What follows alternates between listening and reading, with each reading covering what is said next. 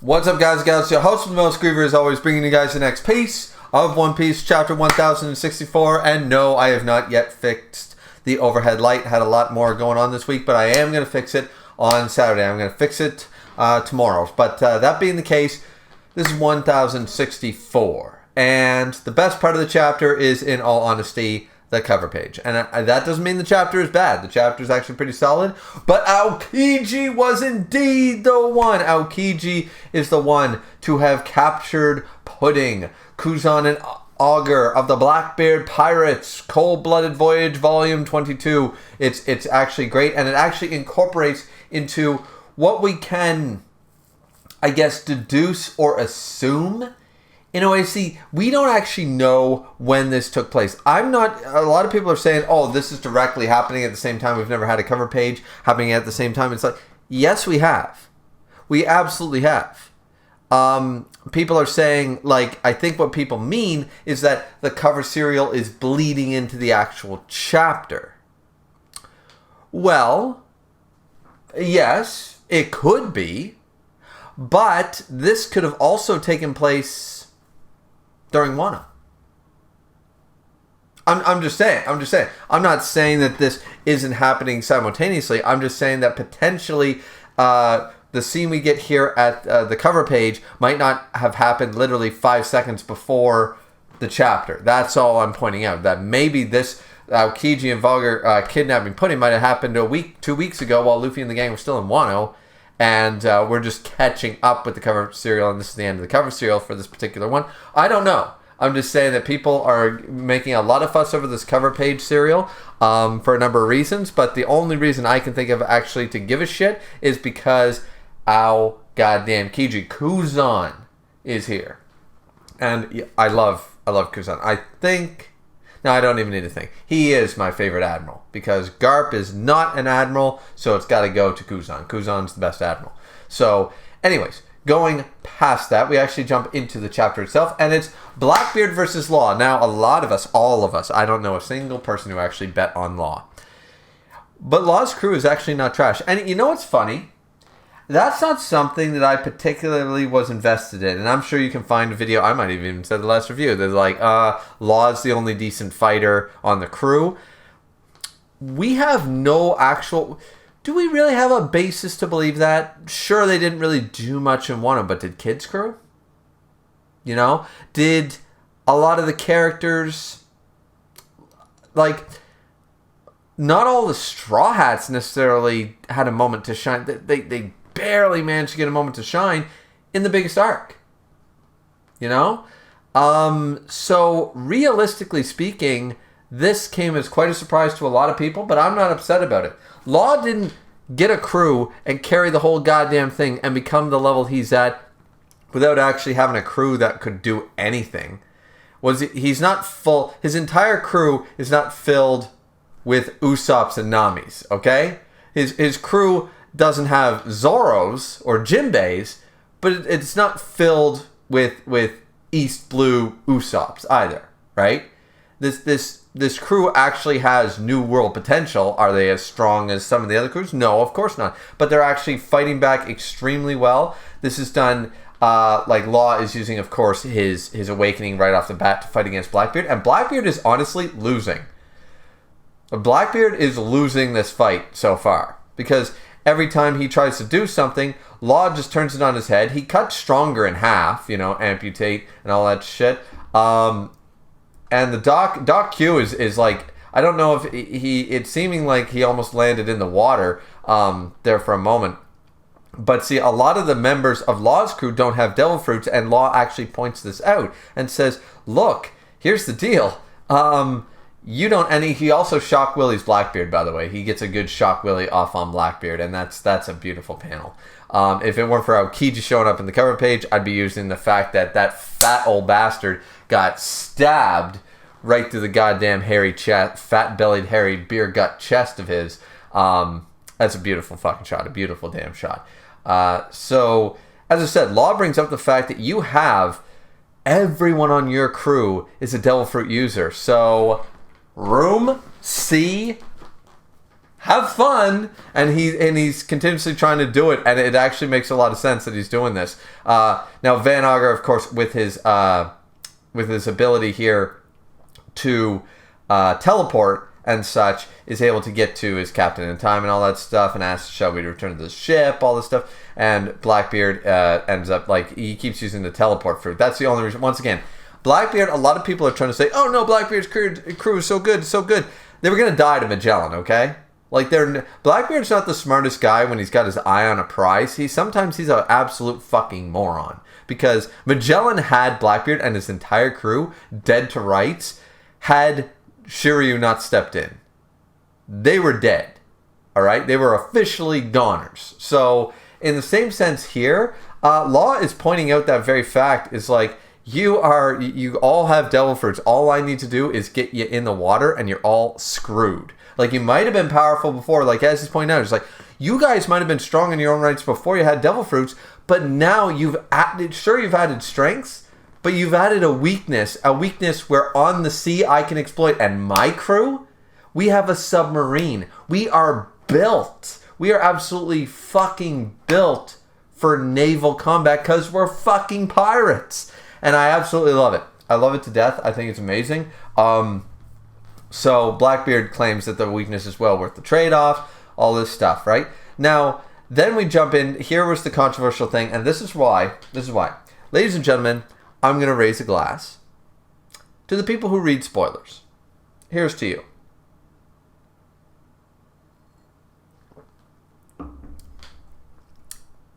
And here's a glass to me, because I don't read spoilers.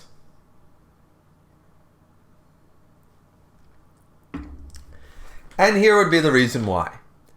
There's a bunch of people shitting all over this chapter before it even goddamn came out because of spoilers. But the spoilers were wrong. They were inaccurate. Hence why I stopped fucking reading spoilers, people. I don't get the spoiler community. I do not get the idea. That, to me, I don't understand the spoiler community, because reading spoilers is, to me, the equivalent of any manga, right? But let's use another medium. Let's pick. Are you a fan of Star Wars, the Marvel franchise? Pick something. And you read the spoilers the day before you were going to go spend $10 to go see the movie, $20 on popcorn and pop. It's outrageous. And go sit down and enjoy the movie when you know the exact script because you read it all the night before on the internet. It doesn't contemplate, and I'm not going to sit here and name call people who read spoilers. That's their right. You can do you. I'm not going to do it. You can do you, absolutely. But I cannot logically 1 + 1 = 2 with that. I can't understand enjoying a series. I'll spoil a movie for myself I have no intention of watching or paying for. But to spoil myself week to week, year to year, month to month on things that I want to see, that I want to enjoy, that I want to immerse myself in, I don't understand. That makes no sense. That is like me spoiling the ending of a book before you got to read it. You know? Like, I never understood it. So that's my rant about that. Moving on to the chapter, here was the big issue. In the initial idea, putting here, who is captured, of course, by Aokiji and Augur. We know about this. She's on one of the Blackbeard ships. She's in a cage, and some ruffians are saying, like, we're the strongest crew around. Putting his confidence, saying, Mama's gonna make you eat those words if she's still alive. Now, in other translations, she said, if Mama wasn't dead, you wouldn't be talking such high and mighty. So, the spoilers clearly were wrong. Some people are gonna have to wait for the viz and stuff like that, but it's very. Here's the deal. Is Big Mom alive or not? Did Oda make a bit of a mistake with this translation? Well, once again, Oda, this is translated into English. So we're going to have to wait for Artor. We're going to have to wait for Viz. We're going to have to wait for a few people to wait a couple weeks to get the proper meaning, because it's not exactly a direct translation. Kanji to English doesn't translate well, and it takes a long time. It takes a good effort to figure it out, and sometimes they screw it up. Why do you think we have so many translations of things? Because you can read kanji different way in the same way you can imply different things in other languages, in English, for example. So does this create a bit of an issue? No, it does not. Because the whole fan base who read spoilers got their panties twisted up in more knots than a goddamn porno. And I don't even know if that makes any sense. I don't know, whatever. But the fact of the matter is that they got so uppity that they're still unraveling themselves now on Friday night. Because they read something, they thought it was horrible, and now it's not even confirmed that that's what actually was said or happened. You see why I don't really get the spoiler community as a whole. I don't understand it. And here's the deal. If Big Mom is dead, which, by the way, her Vegapunk card, it's on Whole Cake Island. Oven, Katakuri, go to your mom's bedroom, but still, go to your mom's bedroom, go find the Vegapunk card. If you find it, she's alive.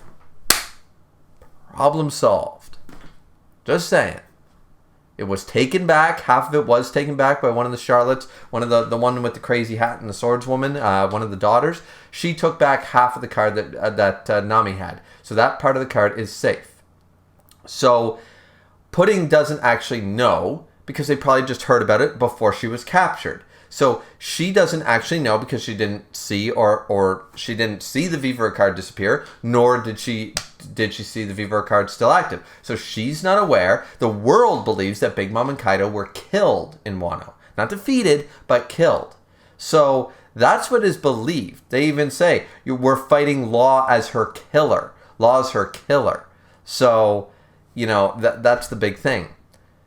And we have to stick on this panel for a moment because this is what caused so much anarchy among Discord, Reddit, and Twitter. Everything else I was checking out. I try to avoid Twitter, but I've read a lot on different servers of Discord, read a lot on Reddit, and people were just going insane about this.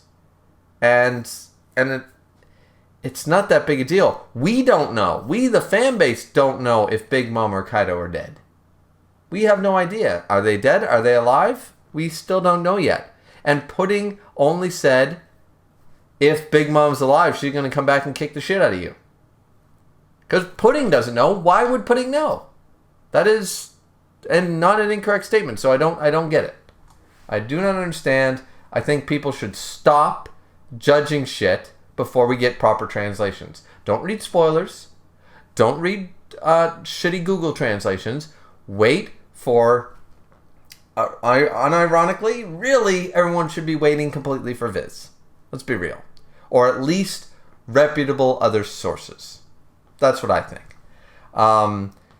Anyways, we do cut away from the Law and Blackbeard fight. I'm not going to say that Law is going to win, but I'm hoping he's going to escape. We do cut away to... For some reason, we jump away to... Marijwa with or base one, whatever, with Akainu saying that Blackbeard and Law have made contact on Winter Island in the New World, and he's frustrated. I don't get why there's that one panel, but anyway. So and then we jump away back to Egghead Island where Bonnie has managed to age some characters, Luffy and Chopper, but de-age Jinbei and herself so that the pacifista police will just walk away. And they explain, like, listen, you know that's not your dad, right? I know he's got his face, but that's not your dad and stuff, and she's upset about it and all this stuff. Jinbei brings up the history of Kuma and all the shit that he did. He was tyrannical. He's known as the tyrant. He did all these bad things. He was captured by the Navy. He became a warlord of necessity, all this stuff. And then she basically says that knowingly becoming a mindless cyborg is basically a death sentence, is that he was not a tyrant. He hated the government. He'd never submit to them. And she ends up getting a lightsaber, by the way, somehow. She ends up getting a lightsaber, and Luffy and Chopper are just amazed by it. She ends up getting a lightsaber. But Jinbei's there talking, basically saying, here's what I know as a former warlord. And Jinbei, of all people, is quite well informed. Probably one of the most informed people. Nami, Robin, and Jinbei are probably the most informed people on the Straw Hat crew easily. And I would argue that Jinbei's more informed because he was part of the warlords for a number of years. So I don't believe we know how many years he was a warlord exactly. But anyways, it was not a 6-month stint, right? So he wasn't exactly doing shit like Law and Blackbeard being warlord for all of 5 minutes, right? So he paints the picture that we all know, and she's not convinced of it. So there's probably more to the story. We always assume there'd be more to the story. She quickly switches everyone back to their proper ages and stuff like that. Luffy, Chopper, everything like that. And then we also get the confirmation that Kuma is apparently part of a very special race. Likely one of the 3 races, not Lunarian, obviously, but one of the other 2 races that Big Mom was talking about. Okay, so there's another special race. I don't know if I'm crazy about that. The other 2 special races, of course, they were going to come up, but I was sort of hoping that, like, we didn't meet a character like that. Maybe she was talking about like Enel, one of the Skypians, one of the cover page, the Moon Children people on the Moon Pirates or whatever, the Space Pirates, something like that. Maybe that was going to be one of them. Like, I sort of feel if we were going to know about them, they were going to be insignificant, not like, oh, we've known Kuma the whole time. And it just so happens that he's part of... Like, next, it's going to be, oh, you see the eyes of Hawkeye? That clearly means that he's part of the Naruto fucking verse, and he's part of this, that. Like, he's the Renningon fucking race. And it's like, well, did nobody bring that up till now? Like, so I'm not too crazy about that, honestly. More people are upset about the pudding thing because of spoilers. Once again, don't read spoilers, and you don't have a problem. But this one, I'm sort of like, really? That's convenient and cliche as fuck. Kuma's, of course, part of some super special race. And it's going to be all his daughter's arc now. We were teaming up with Jewelry Bonnie and stuff. It's like, of course it is. So that's actually the weakest part of the chapter for me. Then we get this super crazy robot thingy, the Vegapunk 12 thingy. Has some anti-gravity propulsion system. Basically made a flying robot, but it only works, of course, within the confines of this atmosphere. Trying to replicate the idea of, apparently these are based on Sky Islands. Trying to replicate the idea of how Sky Islands work for atmosphere and temperatures and wind and all that crazy stuff. And that's how they're able to fly. So this thing can't fly outside of course, the zone, if you will, of Egghead Island, which I'm okay with that. That makes actual sense to me, especially on a place like the Grand Line. The Grand Line in the New World and stuff, where weather patterns and everything just changes on a dime. It doesn't actually make rational sense, or physics, or fuck your physics, fuck your rationality, fuck your logic, because the weather out here is out the window. The rules don't matter. It would actually kind of bother me if Vegapunk could just fly this thing anywhere he wanted in the New World and there wouldn't be issues. I feel like, no, that's not a thing. So they end up on this island, the whole crew and stuff. Though Zoro and Brook both want to stay behind with the ship, which I'm very grateful for, because I'm not crazy about the new suits. I'm really not. Only Jinbei in his Hawaiian shirt looks good. Then I'd probably say Sanji, but I don't like the futuristic looks. I don't like the SSG suits for this arc. I think they all look kind of dorky. I don't know what they're intended to be, but they're not my thing. They're not my style. I like sci-fi. I like Star Wars. I like Star Trek. I like Firefly. I like Battlestar. I like all these things. This ain't hitting for me. None of this futuristic shit is hitting for me. Robin in a thong is probably the only good part about any of these outfits, to be perfectly honest with you.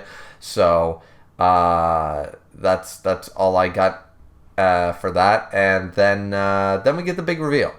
Then we get the big reveal here at the end that Vegapunk, number 1 anyway, I forget, it begins with an S. The number 1 Vegapunk, who gave orders to, of course, Lilith, is basically saying is that Problem with it being a genius is you can see your own future soon. I think I'll be dead soon. I just wanted you to know about this dragon. And apparently he's been on a call to Dragon of the Revolutionary Army, which makes a whole lot of sense. Dragon would contact him, trying to fix Kuma, all that stuff. And of course, Vegapunk has been working with the Revolutionaries. We always assume that. I don't know anybody who thought that Vegapunk was not working with the Revolutionaries. So everyone's going nuts over this as well. Like, oh my god, it's Dragon and Vegapunk in a chapter. And I'm like, well, I don't know about you guys, but for 10 years, 10 literal years, I have assumed that that Vegapunk was working with the Revolutionaries. So it's not shocking to me. It is what it is. Not a bad chapter overall. Just the community kind of making this chapter a bit of a problem for themselves. They twist themselves up into so many knots that it just... I don't know. I feel fine about this chapter. As I said, I'm not crazy about Kuma being part of a special race. That's a little convenient for me. But everything else seemed totally fine to me. Putting statement doesn't bother me. Seeing Aokiji again is cool. Law's crew actually showcasing they know how to fight, and showcasing the weakness of having an entire crew full of devil fruit users, especially when you're going up against New World pirates. There is a flaw with that, and Law is exploiting it, and that might be a glaring weakness of the Blackbeard crew. So I'm good with it. What do you guys think? Let me know down in the comment section down below. This was Griever. Like, comment, and subscribe. Fourth and most importantly, don't forget to drink, but responsibly as I always do. And we'll see you guys back here next week for the next piece of One Piece. Except for the fact that that was a 2, and I believe there is a break next week, unfortunately. So, but who knows? Maybe I read a spoiler about that, and it could be fucking wrong. So, seriously, guys, don't get your panties all in a bunch. Don't get your knickers in a twist over spoilers. Wait until the goddamn translations come out before you start bitching on the internet, please, next time. Okay? Cool. Great. Gravy. We good? We good? Great. Alright. See you guys next time. Bye-bye.